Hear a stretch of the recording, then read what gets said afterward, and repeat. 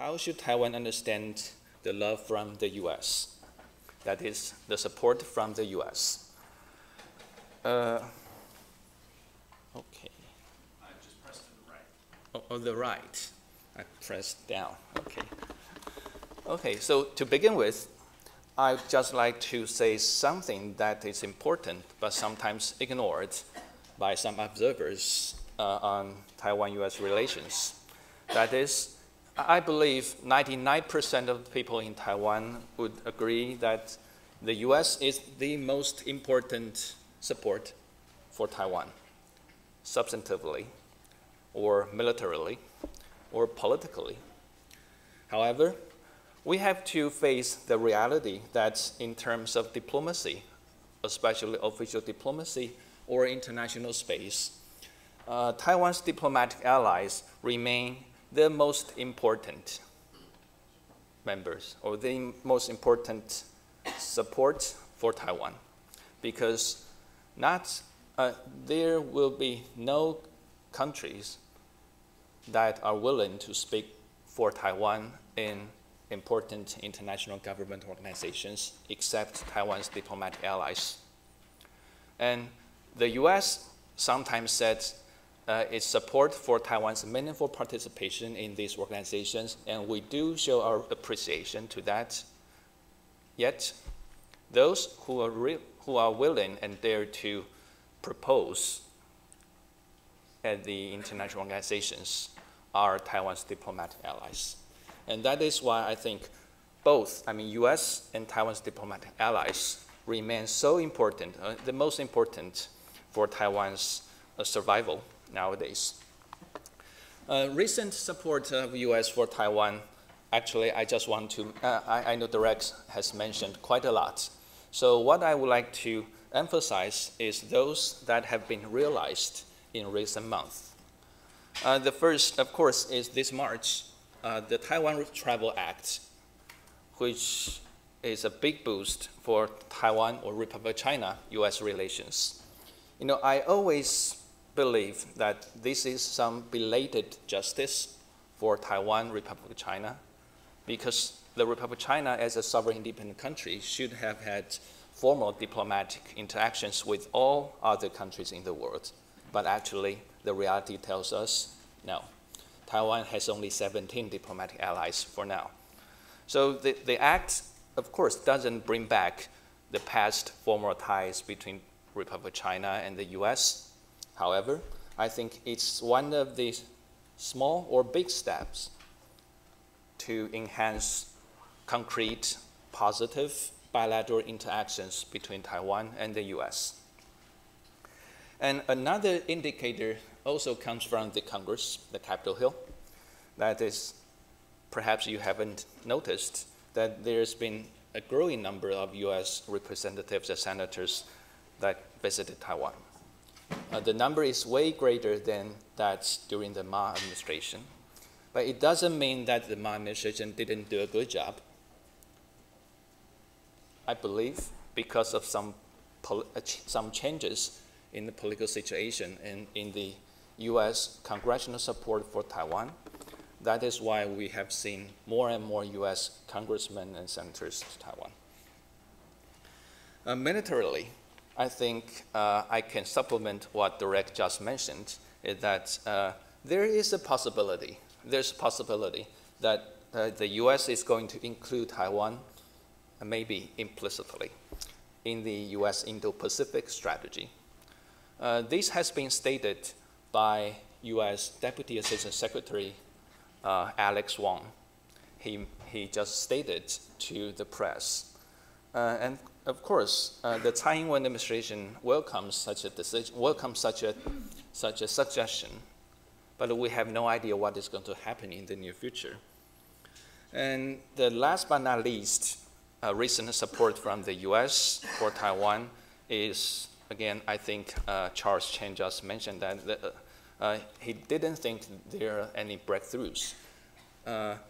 Or I can say there is no major breakthrough, but to be honest, I think there's some slight loosening of Tsai Ing-wen or Taiwan leaders' transit visit in the US. at least Taiwan's press going with Tsai could finally doing the live report back to Taiwan. I think at least that is something, something friendly towards Taiwan. But that's a breakthrough, up to your definition. But I think that shows some friendliness of the U.S. administration towards the Tsai administration. Okay, so what would be the source of your support for Taiwan in recent months? Some people still believe that Taiwan and U.S. shares some identical beliefs or values, like free market, democracy, human rights. I tend to disagree, because actually both sides do not share the same values or beliefs. We share similar beliefs and values. Like same-sex marriage, we're different. Death penalty, we're different. What about democracy? The political institution in Taiwan is very different from that of the US. And actually, the US is so unique in the world. I should say that. Okay, so that's why I said we hold similar beliefs and values so that we stand together. But maybe we cannot form the so-called value alliance, but as good friends in terms of defending some similarities in values and beliefs. Also, I think this is more tangible. That is why the US support Taiwan, if we consider that from a very strategic considerations. Militarily, you can see this.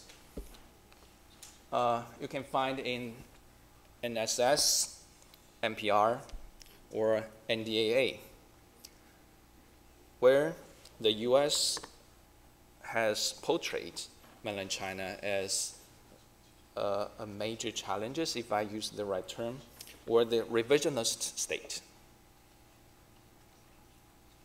In the meantime, implicitly, we have found quite a few strong support from the US government that needs Taiwan to be on the US side against such a rising China.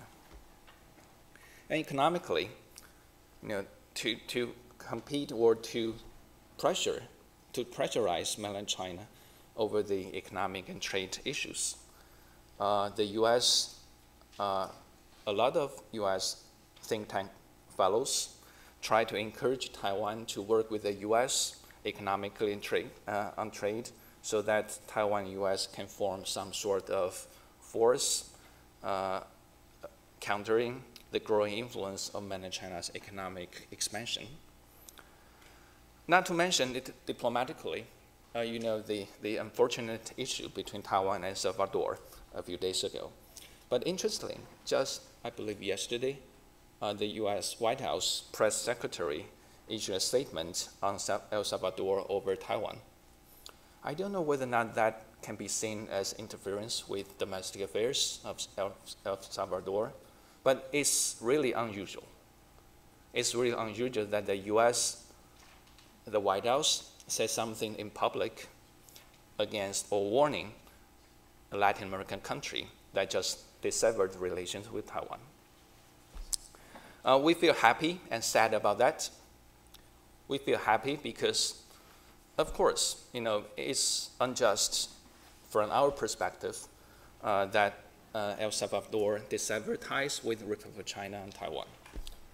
However, we feel also sad because the US actually ditched Taiwan in 1979, suddenly and diplomatically. We just got the notice from then US ambassador to Republic of China in Taipei 8 hours or 10 hours before Jimmy Carter in Washington was going to make his announcement that he's going to recognize the People's Republic. So we feel ironic in a sense that this great country, the US, abandoned Taiwan in 1979, is criticizing or warning El Salvador that had 83 or 84 years diplomatic ties with the Republic of China, then abandoned Republic of China just a few days ago. It's ironic, but that's why, you know, it's good and bad for Taiwan to see these statements. Another explanation that can account for US support for Taiwan is, of course, Taiwan's own effort, you know, and Taiwan's own actual need. Since Tsai Ing-wen took office in May 2016, you know, we have seen a dropping in cross-Taiwan strait relations. Of course, you know, mainland China has always wanted to pressurize Taiwan into a corner diplomatically and militarily. But I also think that the Tsai administration not trying to abide by the Republic of China Constitution to deal with mainland China would be a big issue as well. Because you have heard 92 consensus. Actually, 92 consensus is a very beautiful political design to vaguely express the current state of cross-strait relations. That is, we both agree that there is only one China, but your China is different from my China. So we agree to disagree. You know, that's the beauty of ambiguity in negotiation. You don't want to have a face-off, standoff between the two sides of the Taiwan Strait. On the one side, Beijing insists that Beijing represents the whole China and Beijing would to take Taiwan over. On the other hand, you can have a Taiwan that insists that Taiwan has no relations with quote-unquote China. You don't want to see that confrontation, direct confrontation between the two sides. So actually, I can tell you that kind of one China respective interpretation formula was created not during the Ma Ying-jeou administration, but during Li Denghui administration back in 1992.